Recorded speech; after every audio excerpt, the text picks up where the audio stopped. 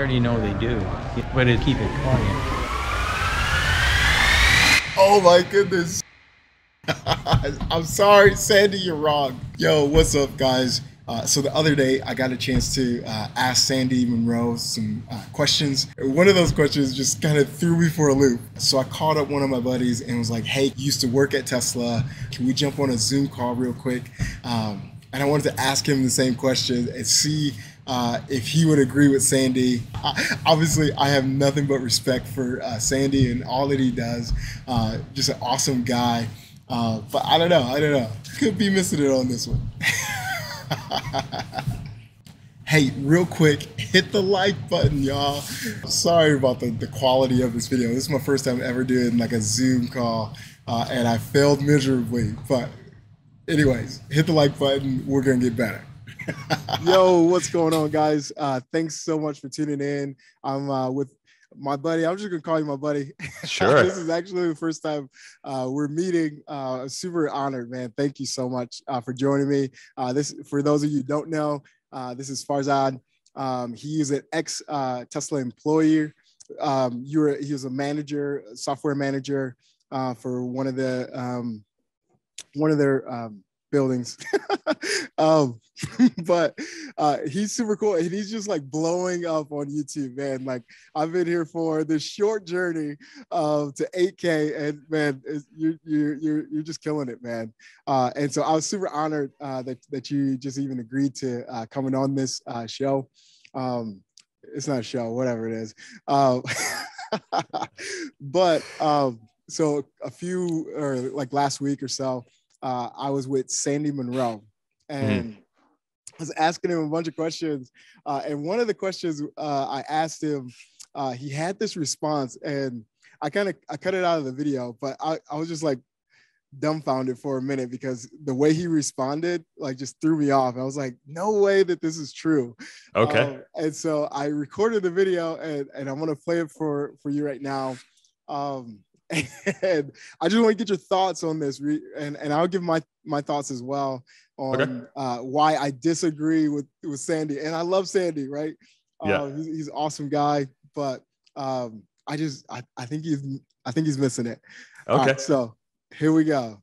Let's do it. So Sandy, I've worked with several of the legacy OEMs, and it seems like all of them have these departments with reverse engineers, and they buy up competitors' products just to tear them apart and figure out what they're doing and stuff like that. Do you think that Tesla would have something like this as well? Or would they even? Well, I already know they do. Yeah. They do? Okay. Yeah. But they keep it quiet.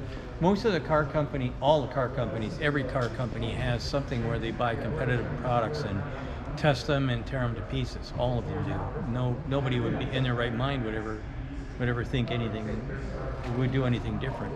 So it's important that you know where your competition is and what they're doing and what innovations they've come up with. All right. So do you want to hear my reason why I disagree with him, or do you want to just chime in? I mean, sure. If you want to go first, I'm more than happy to let you go first. Go ahead. Yeah, I'm curious to hear your side of it first. Let's see what you got. So the reason why, or one of the reasons why, like I just disagree. Like, I don't think Tesla will have a whole department of reverse engineers to tear down competitors' products. Is because so every other car that I get in, it feels familiar. Like, this looks like this looks like that. When they step into a Tesla, it's out, like, I've never seen anything like this, right? Like, and even all the new cars that are coming out, it's like, oh yeah, they definitely tore down a Tesla because like all this stuff looks just like, Tesla. And with Elon's whole like first principles, mindset, it doesn't make any sense for them to tear down, what, like, the future belongs to those who get there first. And Tesla isn't worried about what, somebody, Toyota, Chrysler, Ford has done in the past and trying to recreate the wheel. They're like, dude, let's think of what can exist, like, not improve on something that already exists. Let's see what we can make. Let's be completely innovative and, you know, come up with something brand new that everybody is going to love, you know what I mean? And so it just doesn't make any sense for that place to exist. In my head, I don't know. Okay. I appreciate that. Yeah. Very good. First of all, I love your passion, by the way. Your passion is like so clear and awesome. So I definitely want to like mention that, because man, it's like infectious. I feel like, oh my God, like my passion for Tesla is like really like bubbling through my skin right now, just watching you talk about it. So I really appreciate that from you a lot. So, I mean, I can tell you, so my background, so I was a program manager at Tesla. I was on the supply chain side, on the service side, right? So, but I do have a little bit of exposure to the manufacturing part of the business. I was there for 4 years, so I saw quite a bit of how the business operates. Okay. So I think the key thing to remember about sort of, I think the way Sandy answered that question, I think that the word department, I don't think applies, right? So think of Tesla, you know, people have titles, there are teams, you know, there's a material handler group, there is an analyst group, there is an engineering group. Okay. So there are departments in that way, but they're not in the traditional sense of a legacy company where they're siloed, or it's like, you know, you have a group that's to themselves and that's all they do, you know. The way, from my experience, okay, the way Tesla operates is that it's a collection of 100,000 people that are there to try to make something happen together. Okay. So that's my perspective. And so in terms of having a group of people that would analyze competitors, I do think that Tesla would have a group like that, but it's not really a department. I think what happens is that they have all the brilliant, you know, a bunch of brilliant engineers that work at Tesla. And one of the things that they're interested in is just to learn how to make things better, right? It's constantly figure out, how do we make something better? That's ingrained into our heads. Like literally every single day, how can you make a specific thing better? Yeah. And understanding what other people are doing can definitely be part of that. You know what I'm saying? And so I don't know for sure 100% if they do or they don't. I can tell you, I respect Sandy a tremendous amount. He is and I know you do too as well. And I know that from his side of the ballpark, like he's had so much experience in manufacturing and engineering. And I would not be surprised if Tesla does analyze competition internally, just for the sake of, again, a bunch of engineers. They really want to learn how stuff works. And it makes sense to grab a Mach-E or grab a ID4 and bring it in and probably break that sucker down in a fraction of the time that a traditional automaker would do it, right? Because they're not really, again, it's not a department that's doing it. It's just a bunch of engineers. So they can probably break it down in a tenth of the time, right? It's not a huge time sink for them. And they're probably looking for very specific things. So they're not looking at, okay, let's break down everything. Let's look at the trim. Let's look at everything. They're probably like, okay, we already know our battery technology is better. We already know that our drivetrain technology is better, but those are the important things for us to drive forward. Let's just focus on those two things, right? Whereas a different competitor might be breaking down the entire car. They're analyzing materials or analyzing everything else. So they're probably a lot more measured and focus on what they're breaking down. But yeah, I would not, I don't know 100%, you know, if they do have a department that does that or not, or a group of people that do that or not, but I would be surprised if they don't, just because of how Tesla usually operates and the fact that it won't take that long for them to do that. So I disagree with you. I agree with Sandy, but I totally respect where you're coming from, because that's another part of it too, is like, it's so different from everything else, right? Like the way Tesla operates is so different. So it's almost like there's nothing in common between Tesla and everybody else, but it's still a good practice to make sure that you are indeed ahead and you're not lying to yourself. Like the last thing you want to do as a leader is to get yourself into your head and saying, oh yeah, I am the best, no one can do it better than me, and then you stop looking at competition. You know, are you throwing shade at GM right now? I don't want to throw shade at anybody, you know, because Mary Barra is leading, you know, she's the leader, and Biden said so. I mean, I'm joking around a little bit. I mean, to be completely honest, I want GM to succeed. I want Ford to succeed. I want every single car maker to succeed. I really do. But it's all about like how much urgency is there behind making sure that happens? You know, do they have the talent and the right leadership to make that happen? Are their legacy systems going to weigh them down so much that they're not going to be able to do it?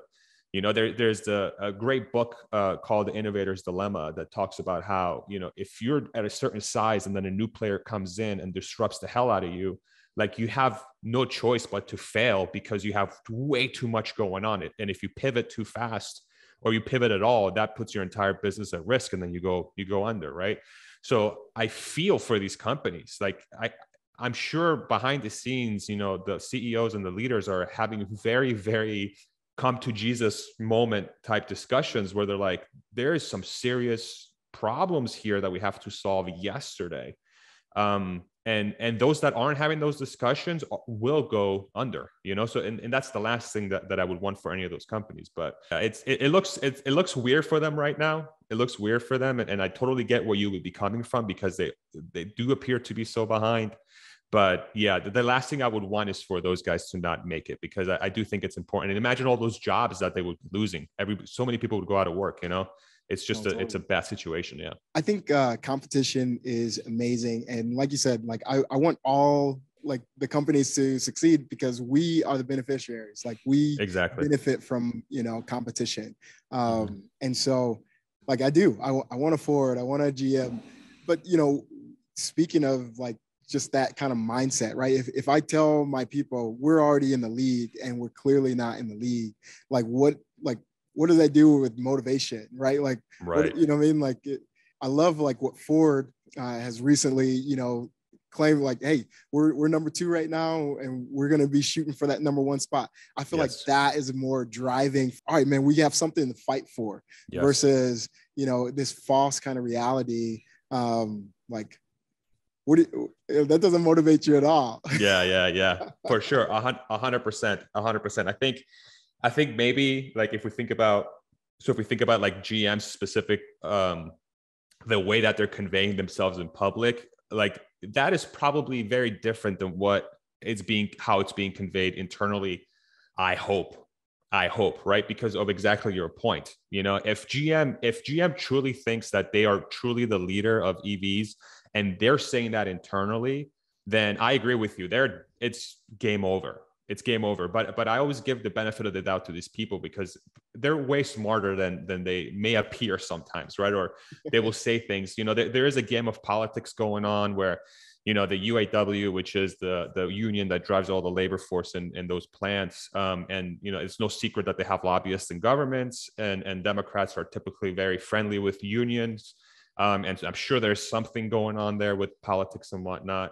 But I really hope the messaging internally is very different from the messaging externally, because, like, you know, we all know that they have the departments, the actual departments that break down the competition. And there's no way in hell those engineers are going to break down a Tesla and then say, oh yeah, the Bolt, yep, it's just as good. You know, there's no way. There's no way. So you have to think that there's people there that are going to right the ship, or at least trying to point it towards the right direction. And then Mary's job in the public is to try and paint a picture so that the union leaders are happy, so that the Democratic Party is happy. It's politics, but that just adds an unnecessary wrench into a process that doesn't need that wrench, because all that's going to do is slow down and be honest with themselves that they are indeed, you know, not in first place. Like to your point, the way Ford is approaching it is the correct way. They have unions as well, but the leader is saying, they're in second place, right? Which I would also, it's like first place Tesla, second place Tesla, third place Tesla. Like it's the gap between first and second is really, really large, right? So that's better messaging, but at least they're recognizing that there's somebody out there that's better. Dees from Volkswagen, he's even more open about that. He had Elon speak with a bunch of leaders, right, of his company. That is true leadership. Both externally and internally. But a lot of these executives have an external thing and an internal thing. And I think Mary's just having an external thing and internally, she's probably different. So, yeah. But then also, right, so going back to kind of like the legacy automakers and your point earlier on, like, man, they've been established and this is how we do things. This is the leadership, you know, like style that we chose, and this is comfortable, because change is always uncomfortable. Yes. But I think us as consumers stop putting the pressure on these legacy automakers to be innovative, right? And so they could get away with just copying the next and just kind of making these cheap counterfeits, right? Like, so if you look at, a lot of the SUVs and out there, they all are kind of similar, right? They all kind of favor, and they look, like the same, right? Like, you just change the freaking logo on the front of it. And we just accepted it. We're like, all right, well, I'm brand loyal, and I'm just going to get it because, they put it out there, but nothing's really, different. And so I feel like for these companies to get away from that model, right? Like, they might have to shut down these departments and still do it, for, exercise and learning, but not actually implementing like what somebody else is doing in a different way, but actually, being more innovative and encouraging or fostering that kind of environment where people can dream of a future, that we're not living in yet. Anyways. Yeah, but there's a point you made there that's very fascinating. Is like, you've had these legacy automakers that have basically all made the same thing for like 100 years, right? Maybe not 100, like 60 years, whatever that number is, right? You're so right. It's like they're all the same, and you just put a different badge on it and then change the color of some trim inside, and then it's basically the same thing, right? So I think the big reason why it's been like that is because transportation is a necessity, right? Transportation is something that's a necessity. It's very, very important to have transportation. And so if you're already like ticking the boxes of like, okay, I'm able to sell something that takes somebody from point A to B, all the other stuff that comes after that is like so minor that they can get away with very minor changes because they know people have to buy cars, especially in the United States, where you have a country that's so widespread and it's hard to get around with public transportation or whatever else. People have to buy cars. And so what is the forcing function for being innovative? There isn't one, right? There isn't really. It's like, as long as you're going from point A to point B, why would I risk bringing something out and spend so much money in something that could potentially fail, especially for a public company where they're beholden to the investors? That's just not going to happen. It takes somebody that's or somebody who's insane enough, like an Elon Musk, to say, well, screw that. I'm just going to make something that's way better, not because I want to make something better, is because the fundamental force that's driving that vehicle, the engine, is not good for the planet. So I'm going to come out with something that's better for the planet. Like the guys that are doing those legacy companies are not wired to think that way. They're wired to think from a business perspective and to try and make profit. If my product's already serving the public for what they truly need the product for, if 95% of the reason why they're buying this thing is being fulfilled, why would I risk the company to change that 5%? Right? And that's how these companies think, and it takes a massive amount of disruption and really internal work for them to switch how that mentality works. And a lot of them will not be able to change the way they think because it really comes down to it's almost like a personality thing. Like you have to have somebody in a leadership position that has a personality that's willing to think like an Elon Musk, to say that, hey, just change let's just rethink how this entire thing works from the ground up, right? It's very interesting you say that. And it's all about like, what are the forcing functions or what are the incentives for somebody to want to do a Tesla? It's more than just a vehicle. It's a mission, and you have to have someone like an Elon that's willing to take a risk on that mission. And that's why Tesla is Tesla today. That's why they're so disruptive and it feels so fresh. It's because the underlying reason why they exist is so different from every other car maker. I think another just point that Tesla will always be the leader is simply because they work the hardest. And not, you said in one of your videos that this was the hardest place that you ever worked. Oh, yeah. I feel like for a leadership to demand people to work, as hard as Tesla demands their employees to work, that those leaders have to also be working that hard. And yes.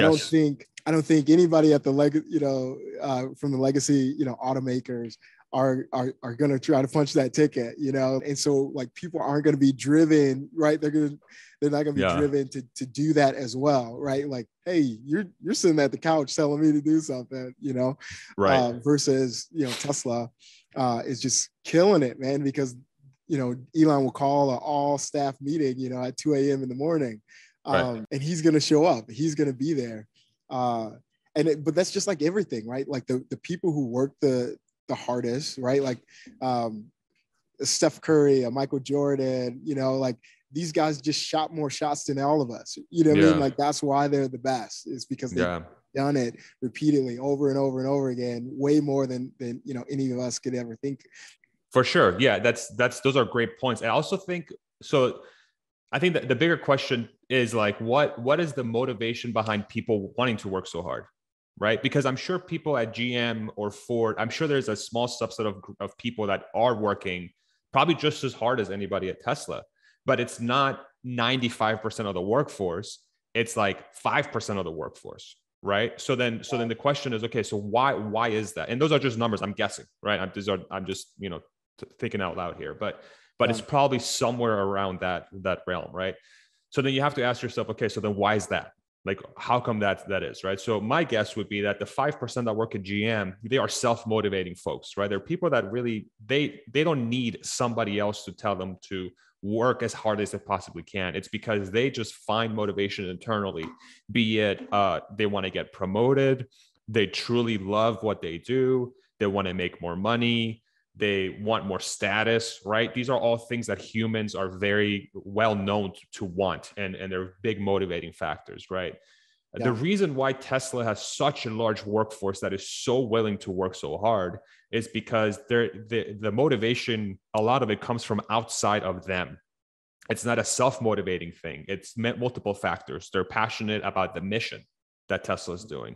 They're passionate about what Elon is working for, and they see him as somebody that is a role model. To your point, it's somebody out there that's working so freaking hard and very visibly that it's hard not to want to work that hard, right? That's another one. And then if you take a lot of those people together and you put them all in the same building that think that way, then all you have to do is look left or right and you see somebody busting their ass and you're like, I want to be like that person. I want to be like her. I want to be like him. I want to be like them, right?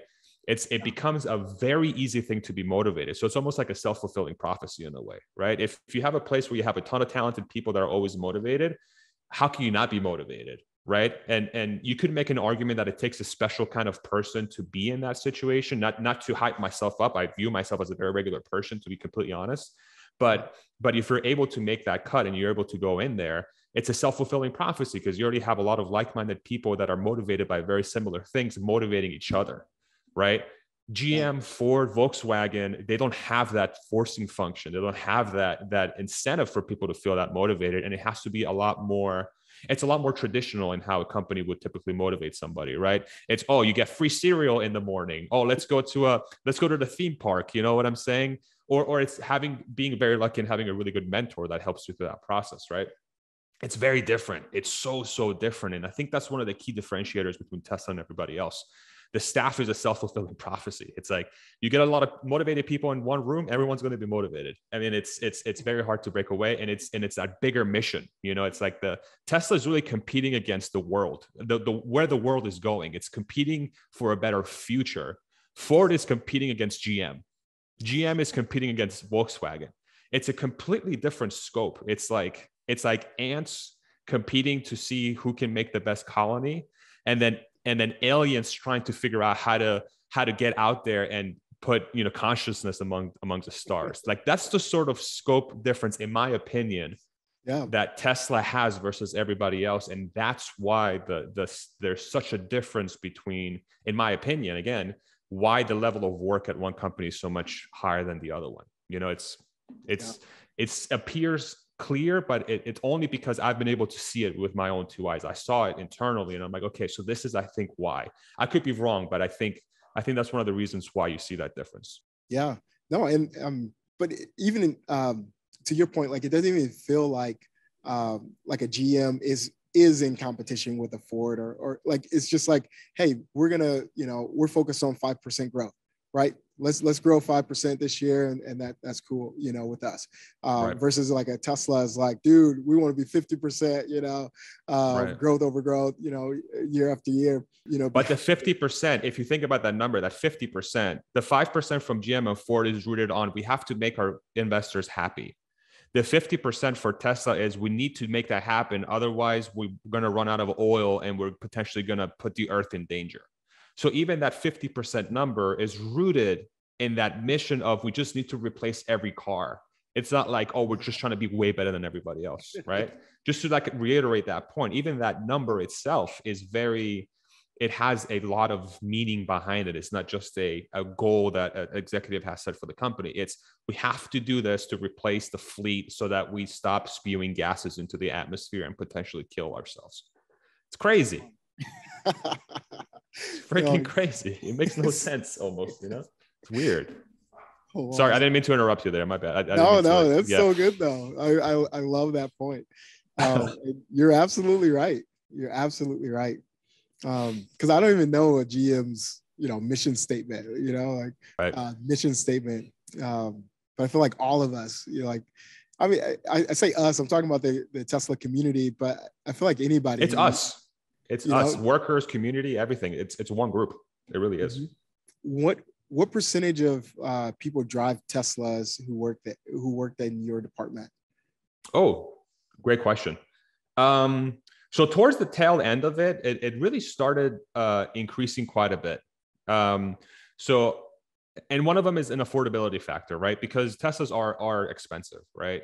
And the building that I worked at, it was a warehouse, and so you have a lot of material handlers, and then you also have a leadership group and engineers, and so a large amount of the staff is what you would call like a blue collar staff that is that would get paid hourly, and they're not going to make as much money as like an engineer or something like that. So there's an affordability factor. Now there were so let me think about this. How many Teslas were in the parking lot when I left? It was like 10% of the cars were Teslas. Okay. But that's at a warehouse. And you think about like a warehouse again, like everybody's super hardworking. Everybody is amazing there, but there is a little bit of an income difference when it comes to that building. But I could tell you like broader, like engineers and analysts and folks that had a little bit more earning power, a significant number of them drove Teslas. And if they didn't drive a Tesla, it was in their plan to buy a Tesla. So like Tesla is becoming like the car that every employee will drive at some point, right?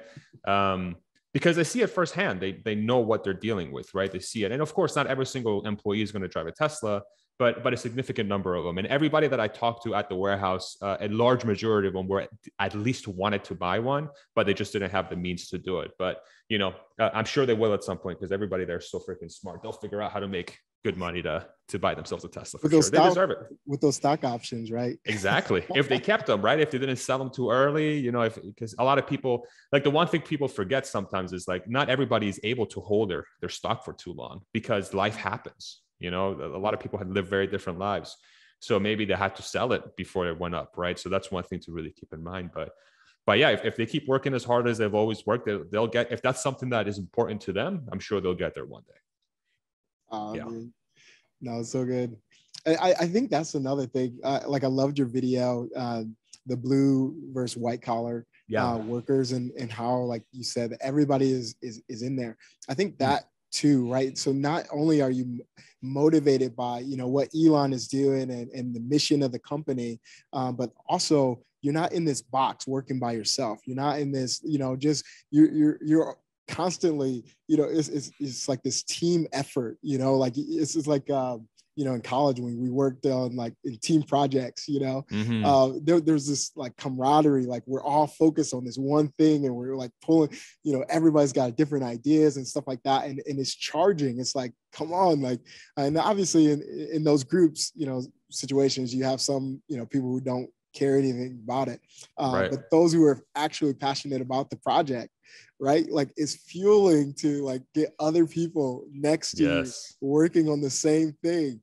And so I think that is another thing that just sets, you know, Tesla apart, and like how they can just keep their you know, employees like motivated to be working as hard, you know, as we all assume, like what you actually know. Yeah, for sure.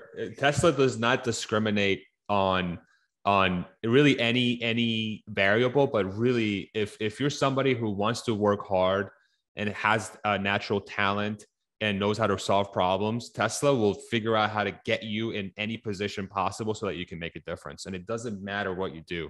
It does not matter. It doesn't matter if you load trucks, if you're, I mean, we had a maintenance guy at the facility. His job was to like do trash and whatever, like, you know, clean the bathrooms or whatever. But he was literally like engineering tools for us to make our process faster.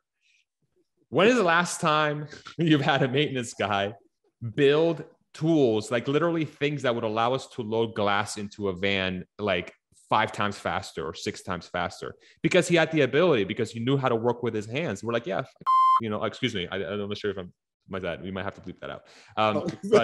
Sorry. But, you know, you should go out there and allow and empower those people. And the beautiful thing is that that's how Elon wants the company to work. And then we have a leadership structure that encourages that as well. And that ends up creating this incredible, like, you know, thing where just if somebody has a skill and ability, like they're empowered to do so. Obviously, they still have to make sure their core duties are done.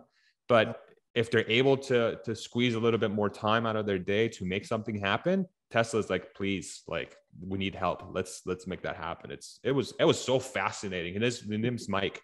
Like, he was such a beast. My God. Like one day he's like carrying one minute he's carrying a trash bag out of the bathroom. And then the next day he's like in his workshop in the corner of the warehouse building this contraption. I'm like, this is the greatest thing I've ever seen in my life. Yes. It's like so cool, you know? It's so cool. It's so cool. And it's so inspiring, you know? It's like, it's like human beings able to work on things that make them happy. It's so cool. Oh, no, man. Thank you so much. Thank you guys for watching. If you're not already, hit the subscribe button, hit the like button, and then also go over to his page. He does so many amazing videos. I'll link it right there somewhere, and then also be at the end and in the description. Man, I can't thank you enough. This is super fun.